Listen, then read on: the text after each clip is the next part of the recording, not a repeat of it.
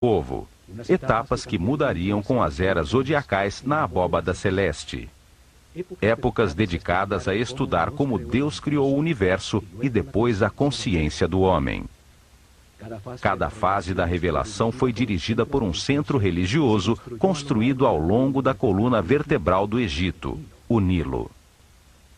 Atuaram como os chakras, ou centros de transformação e distribuição de energia e informação ao corpo do país.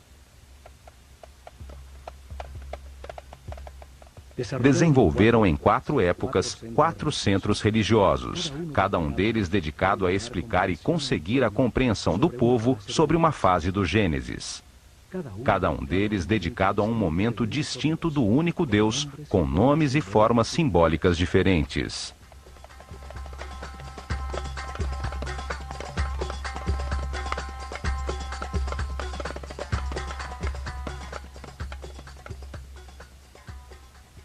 O primeiro centro religioso estabeleceu-se em Anu, chamada Heliópolis pelos gregos. Ao começar a Era de Gêmeos, no ano de 6620 a.C., na época pré-dinástica do Egito. Uma época dedicada à simetria na arte e na arquitetura.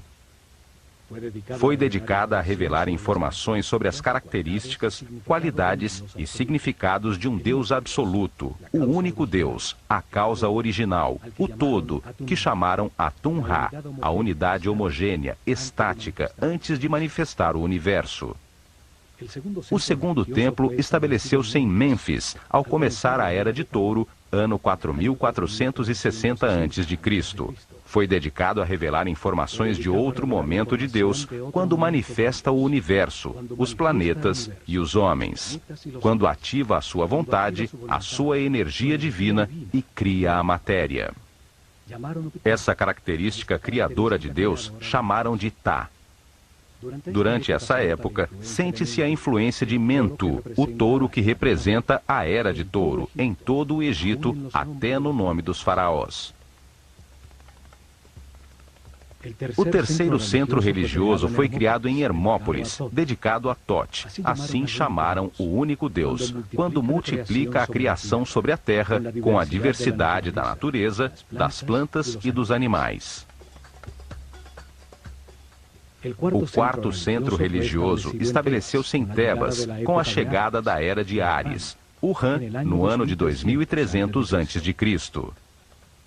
Foi dedicado a revelar informações sobre as características, qualidades e significados de Deus, quando cria à sua imagem e semelhança a consciência do homem. Chamaram-no Amon-Ra. Nessa época, acontece o momento culminante da civilização.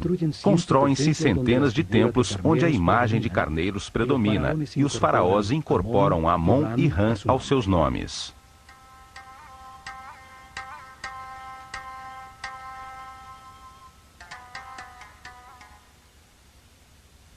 As mudanças de era ou constelação zodiacal determinaram a duração de cada fase da revelação. O povo entendeu aos poucos que existe um só Deus, que por suas características e momentos diferentes em que cria o universo e o homem, tem nomes diferentes.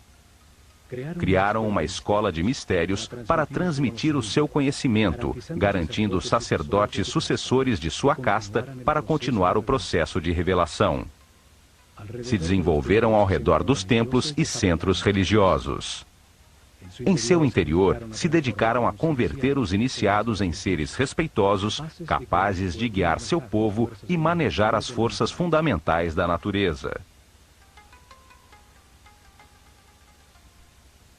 Escolheram seus discípulos entre todos os meninos do Egito, pelo nível de consciência e de sensibilidade que demonstravam, dando-lhes a possibilidade de dedicar-se a uma vida de sacerdócio. Deram-lhes informações sobre o processo de aperfeiçoamento, sobre Deus e o universo, através da reencarnação. Ensinaram-lhes ciências, artes, religião e filosofia. Foram treinados a exercitar seu autocontrole, aprenderam a conservar a sua energia vital, a compreender a importância do respeito e do livre-arbítrio, acelerando seu processo evolutivo. Foram convertidos em sucessores de sua casta, sacerdotes com o conhecimento e o poder que este produz, com a missão de guiar o povo num caminho de aperfeiçoamento geral. Foram encontradas estátuas de sacerdotes, uns saindo de um cubo, outros representados como escribas, seres com o conhecimento.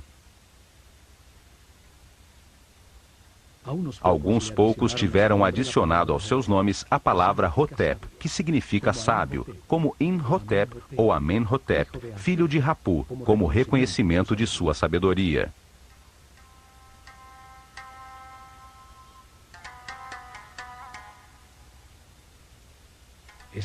Foi dos templos onde concentraram o conhecimento, o poder, a riqueza material e espiritual que impulsionaram a organização da civilização egípcia.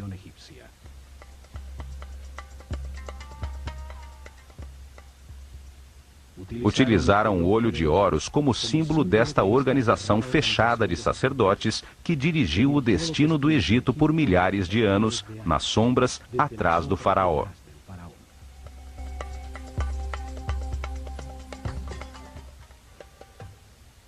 A Escola de Mistérios utilizou o olho de Horus como seu símbolo, uma assinatura que aparece nos muros de todos os templos do Egito. Um símbolo que traz à mente e evoca o seu significado, sua ação principal, e transmite uma ideia de uma maneira muito simples, além das palavras. Seu significado pode ser entendido milhares de anos depois de ter sido desenhado.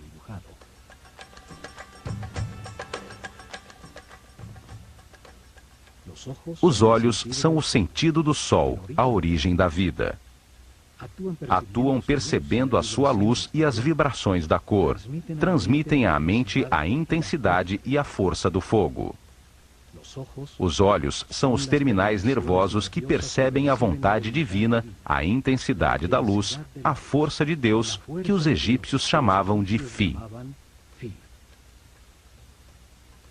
A força que condensa o espírito na matéria, dando lugar ao universo, o lugar de experimentação da consciência. São os únicos nervos na superfície do corpo e que podemos observar em seu funcionamento vital. Florescem dentro de esferas cheias de um líquido branco cristalino.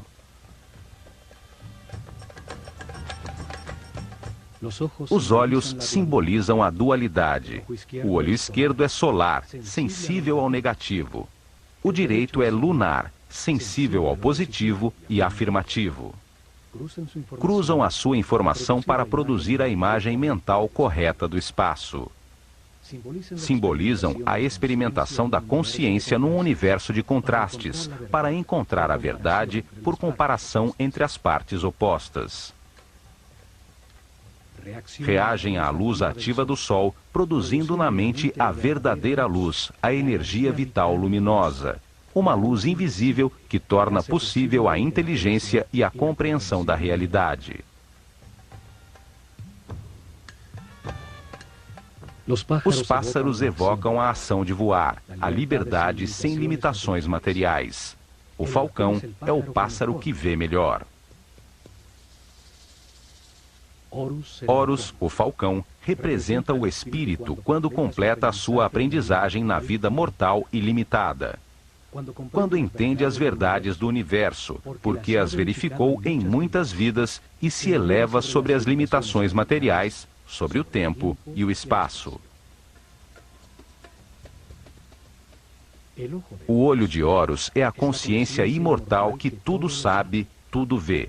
Pode voar muito alto sobre tudo o que existe, ou fixar a atenção em qualquer detalhe. Evidentemente, os sábios sacerdotes se viam como observadores